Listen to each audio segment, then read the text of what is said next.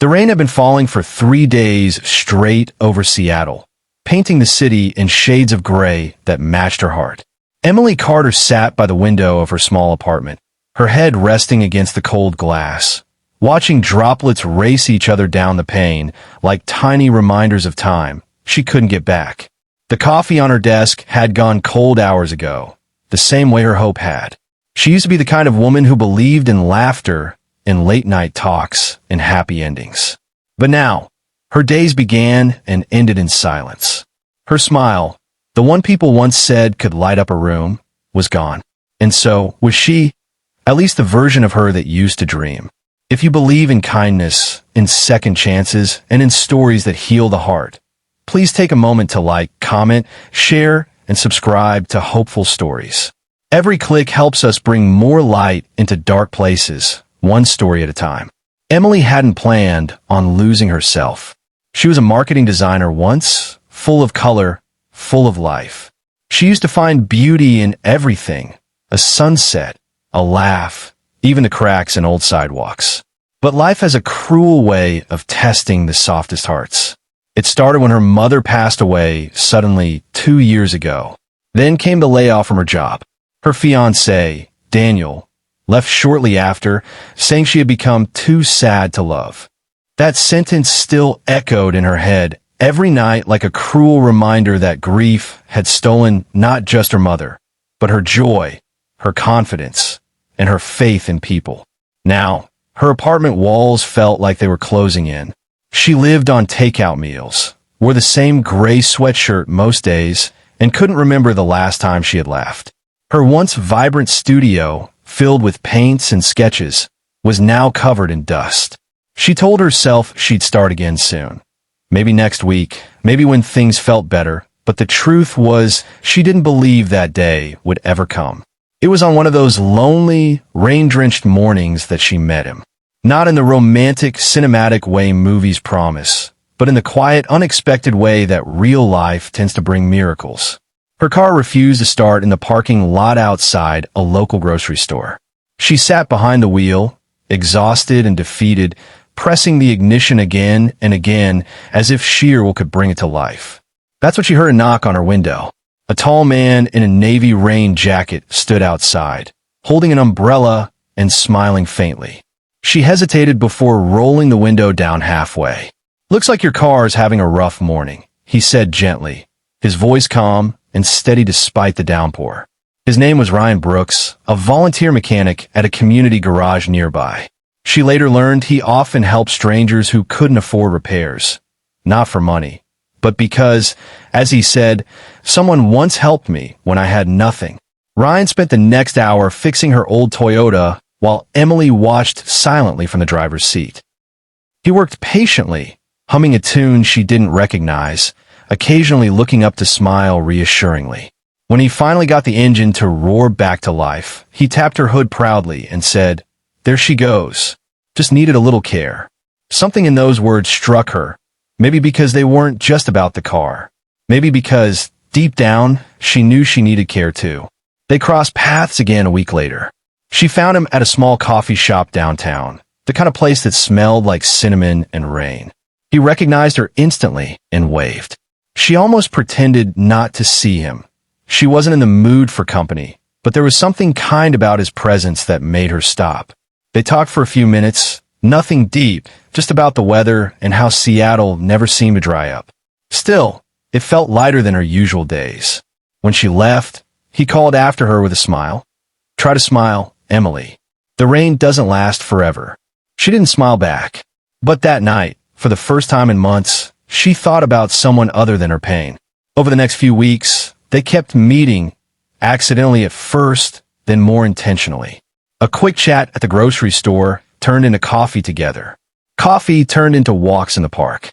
And walks turned into long, late-night conversations about everything they'd lost and everything they still wanted from life. Ryan wasn't perfect. He had his own scars. He'd lost his younger brother in an accident years ago and spent a long time blaming himself. He told her he understood what it meant to feel too tired to smile. That phrase hit her harder than she expected, because that's exactly what she had told herself every morning. One evening, as they sat near the waterfront watching the ferries glide through the mist, Emily whispered, "I don't think I remember how to be happy." Ryan didn't rush to answer. He just looked at her, really looked at her, and said softly, "Then let me remind you." He started in small ways.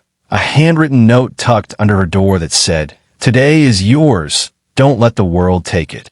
A cup of her favorite caramel latte left at her doorstep on rainy mornings. A surprise visit with his dog, Max, who seemed determined to lick the sadness off her face. Slowly, the walls around Emily's heart began to crack. She found herself laughing again, quietly at first, then freely. It wasn't loud or perfect, but it was real. One afternoon, Ryan convinced her to join him at the community garage to help paint a mural on the wall. She hesitated, holding the brush awkwardly at first, afraid of the color, afraid of feeling again.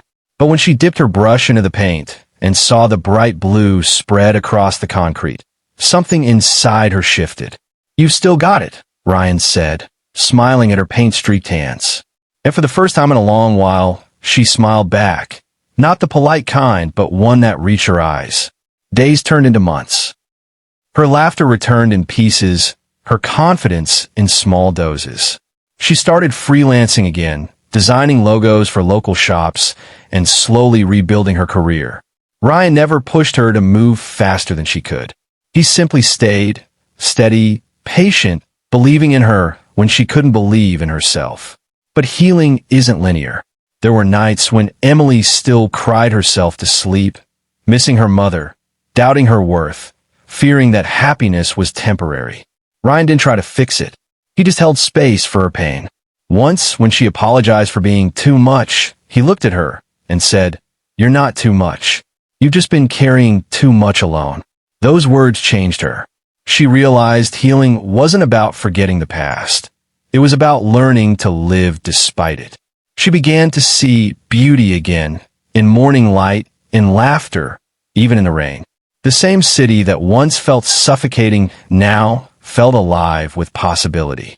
One evening, they returned to the waterfront where it had all begun. The sky was streaked with pink and gold, and the city lights flickered across the water like scattered stars. Emily turned to Ryan and said, almost whispering, "Do you ever think about how broken I was when you met me?" He smiled softly and replied, "No, I think about how strong you were to keep going." She laughed, a sound so full and real that even the seagulls seemed to pause. That laugh was a promise to herself that she would never stop trying. She wasn't the same Emily who sat alone by the window months ago. She was becoming whole again, piece by piece, not because someone saved her, but because someone reminded her she was worth saving. And for Ryan, that laugh was everything. He said once that laughter is proof that the heart remembers joy, even after pain. And in that moment, watching her laugh beneath the fading light, he knew she had found her way back to it. Life didn't suddenly become perfect. There were still rainy days, still moments of doubt, but Emily learned to face them differently. She no longer hid from her reflection. She smiled more, not because everything was fine, but because she knew it would be. And whenever she felt that old heaviness return, she remembered Ryan's words, "The rain doesn't last forever." Sometimes the people who change our lives don't do it with grand gestures. They do it quietly, through presence, patience, and faith in who we can be. Ryan didn't rescue Emily. He reminded her that she was never beyond repair. If this story touched your heart, please don't scroll away. Like, comment, and share this video, not for the algorithm, but because someone out there might need to hear that hope still exists. Subscribe to Hopeful Stories and help us spread light where darkness lingers. Before you go, tell us in the comments below, have you ever met someone who reminded you to smile again? We'd love to read your story. As the last drops of rain fell that night in Seattle, Emily looked up at the clearing sky and whispered to herself, "I'm not too tired to smile anymore." And somewhere behind her, Ryan smiled too, because sometimes love isn't about fixing what's broken. It's about holding someone long enough for them to remember they were never truly lost.